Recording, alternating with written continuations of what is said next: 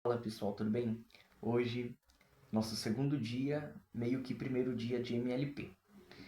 E a primeira parte, esse livro ele é dividido em três partes, Dinamite Mental. Ele tem a parte um, a parte 2 e a parte 3. Eu fiz capítulos, então eu vou ler por partes, tá bom?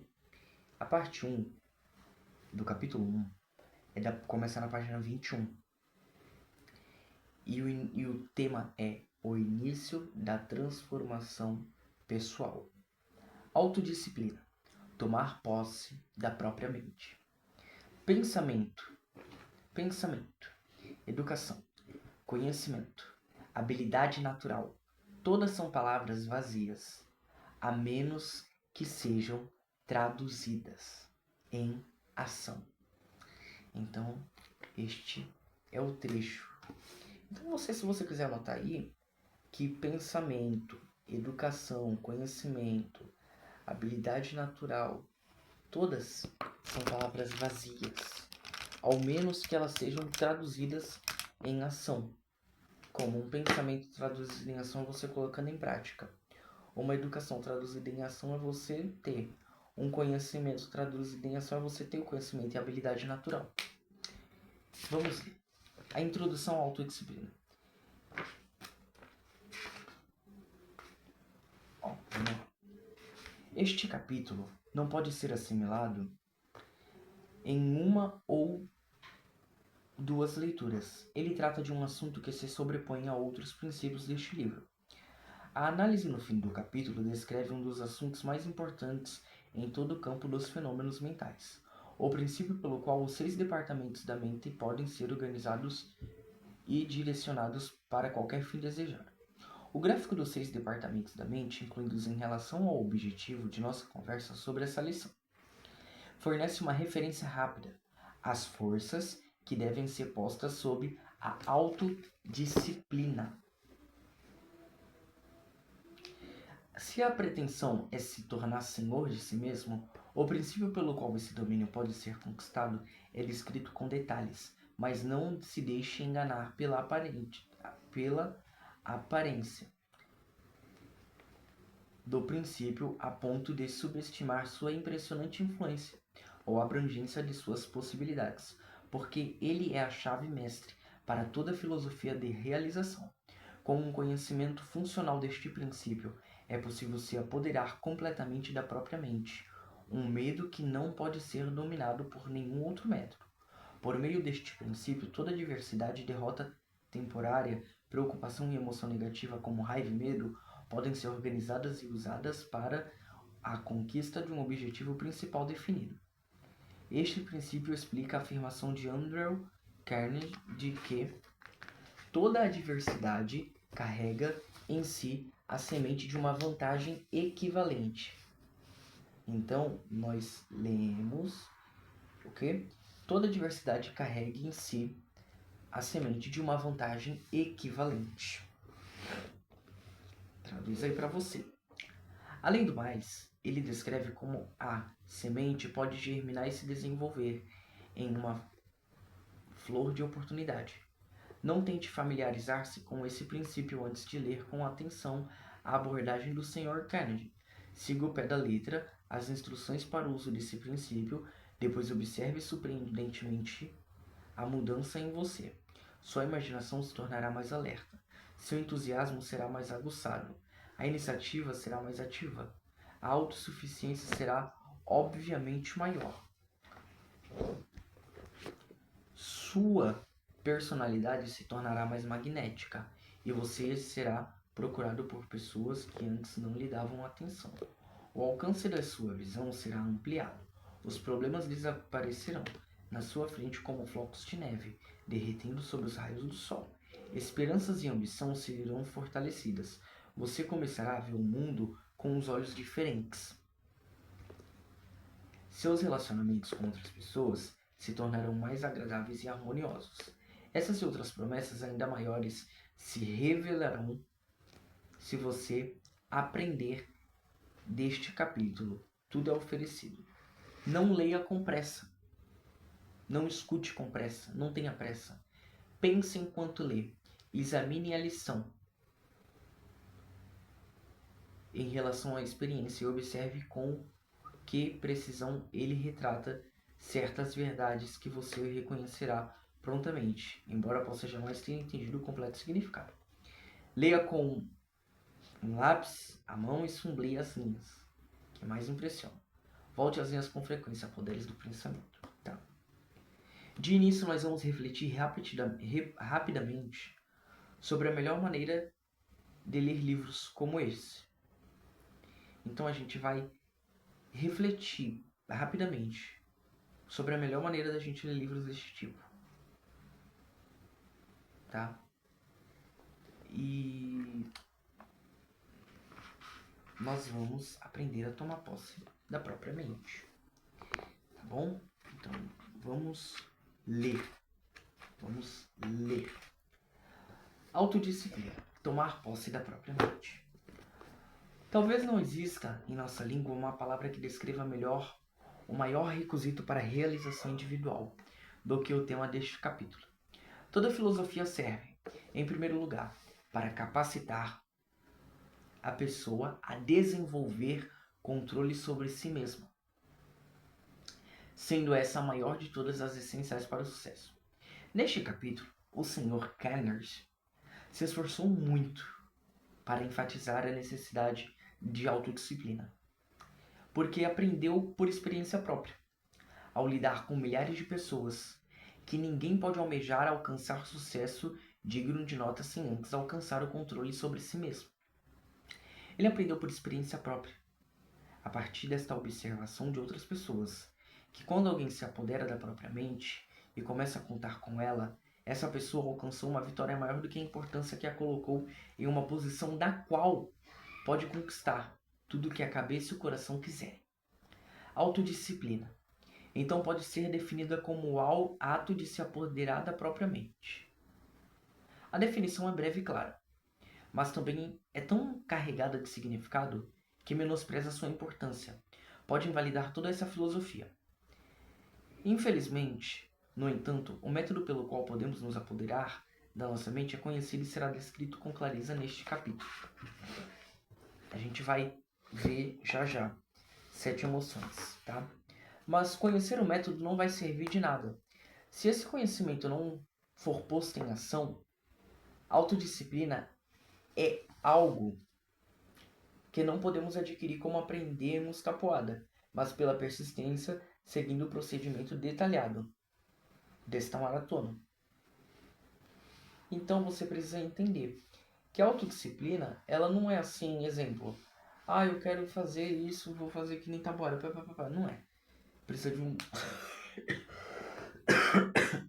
uma análise, de um tempo de tudo. O preço da autodisciplina, portanto, é eterno. É a eterna vigilância e o esforço contínuo para seguir essas instruções. Não há outras maneiras para alcançá-lo, e não existe negociação. Conquistamos a autodisciplina pelo esforço ou não conquistamos. Então, ela é uma frase para você anotar. Gente, eu tinha esse livro aqui mais de ano. De verdade, eu comprei ele em 2023, quando ainda nós estávamos na primeira maratona. Eu não me recordo, eu posso até ter mostrado ele e o outro que eu comprei. Sem autodisciplina, um indivíduo pode ser comparado a uma folha seca, levada de um lado para o outro em círculos, pelos ventos aleatórios das circunstâncias, sem a menor chance de se aproximar de qualquer coisa remotamente parecida com seu sucesso pessoal. Pessoas que se apoderam da própria mente podem determinar o próprio preço e fazer a vida pagar aquilo que elas pedem. Os outros têm que aceitar a vida que oferece, e não precisamos mostrar evidência do que isso limita a mera sobrevivência, pessoal. Então é assim, a gente lendo e marcando. Agora eu vou levá-lo ao estudo particular de Andrew Carnegie, da qual você verá os privilégios de acompanhar, portanto, e ele me instruiu sobre o assunto de autodisciplina. Então aqui nós vamos acompanhar uma conversa do Hill, Napoleão Hill, e do Sr. Carnegie. Hill. Sr. Carnegie, você determinou que a autodisciplina é um princípio de realização individual. Pode descrever o papel que a autodisciplina desempenha na realização pessoal e indicar como esse princípio pode ser desenvolvido e aplicado nas questões práticas da vida diária? Carnegie, Muito bem, vamos começar chamando a atenção para alguns usos da autodisciplina. Depois disso, vamos discutir métodos pelos quais esse importante princípio pode se tornar propriedade de alguém que se expõe a pagar o preço por ele. A autodisciplina começa com o domínio dos próprios pensamentos, sem um controle sobre os pensamentos. Não pode haver controle sobre os atos. Digamos, portanto, que autodisciplina inspira o indivíduo a pensar primeiro e agir depois. O procedimento usual é o oposto. Muita gente age primeiro e depois pensa. Autodisciplina nos dá controle completo sobre as 14 emoções principais. Isso nos permite eliminar, subjugar as 7 emoções negativas e exercitar as 7 emoções positivas como quisermos. O efeito desse controle fica evidente quando reconhece que a emoção é o que governa a vida da maioria das pessoas e em grande parte do mundo. Então, isso é algo verdadeiro, sabe por quê? Quando nós vemos exemplo, coisa de eleição, todo mundo fica, político tal, político tal, político tal. É uma emoção. Quando passa, ninguém nem se lembra nem quem votou. Quando você é criança, eu amo aquela menina, nossa, que menina linda. É uma emoção. Quando você cresce, nem lembrava, feio, tudo. Isso é emoção. A autodisciplina deve começar com um domínio completo dessas 14 emoções. Você precisa ter o domínio completo, tá bom? Eu vou até anotar aqui. Sobre 7 emoções positivas e 7 emoções negativas. A primeira emoção positiva é o amor. A segunda emoção positiva é o sexo. A terceira emoção positiva é a esperança. A quarta é a fé. A quinta é o entusiasmo. A sexta é a lealdade. E a sétima é o desejo. Já as emoções negativas são medo, inveja, ódio, vingança, ganância, raiva e superstição. Todas essas emoções são estados de mente, sujeitos a controle e direção. As 7 emoções negativas são fatais, é claro, se não forem dominadas. As 7 emoções positivas também podem ser destrutivas, se não forem organizadas, dominadas e guiadas sob o total controle. Nessas 14 emoções está a dinamite mental, que pode nos levar a grandes picos de realização ou nos reduzir a profundezas de fracasso.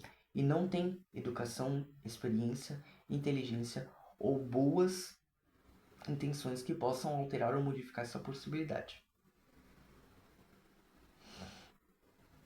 Vamos lá.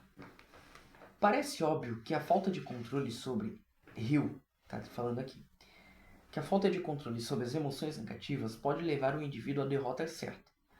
Mas não fica claro como pode ser usar as 7 emoções positivas para conquistar de fins desejáveis.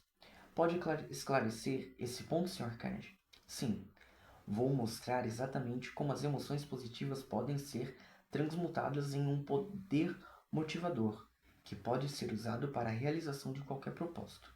Posso esclarecer melhor descrevendo como um homem fez uso eficiente de suas emoções. Esse homem é Charles Stubble, e a análise que faço de sua utilização das emoções se baseia no relacionamento próximo que tive com ele ao longo de muitos anos.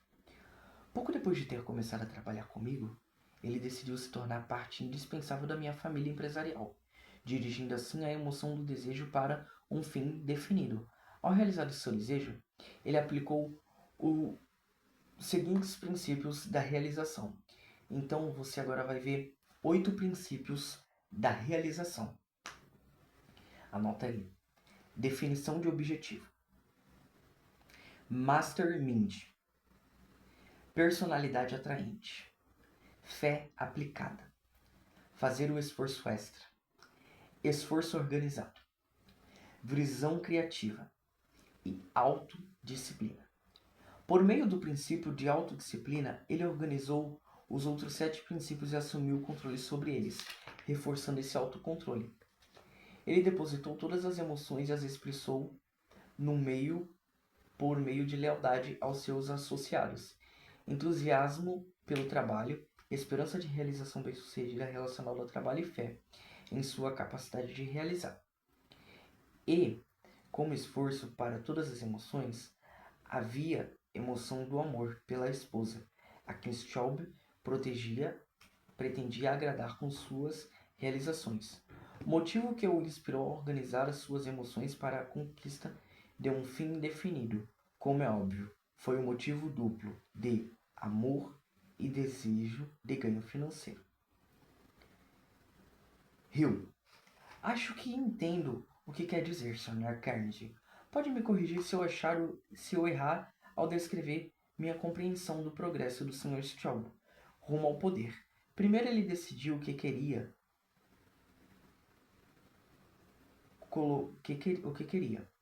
colocando em uso, portanto, o princípio da definição de objetivo. Ele adotou um plano para conseguir o que queria, e começou a pôr esse plano em prática, fazendo um esforço extra, usando também, portanto, o princípio do esforço organizado.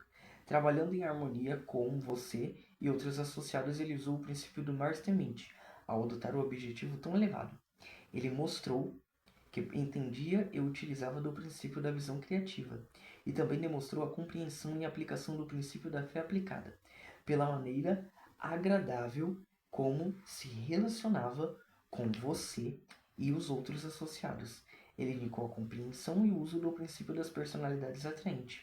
Pela maneira inteligente como fez uso de todos esses princípios e pela persistência que se dedicou à empreitada, até contemplá-la, ele demonstrou a compreensão e uso da autodisciplina, por meio da qual subordinou todos os desejos em único propósito, o de tornar-se parte indispensável de sua organização. Por trás dessa empreitada havia os dois motivos, o amor pela esposa e o desejo da realização financeira, por meio dos quais o domínio usou todas as emoções positivas para a conquista de um objetivo definido. Isso resume o caso? Então, a gente vai ver essa continuidade amanhã, na parte 2. A parte 2 amanhã é o segredo da autodisciplina. Eu tô falando mais assim só para ter uma base, porque é página atrás de página, não tem como parar. É um livro que, se você for ver, são muitas coisas para você anotar. Eu já anotei aqui, se for olhar, ó, 1, 2, 3, 4, 5, 6, 7, mais de 10 coisas.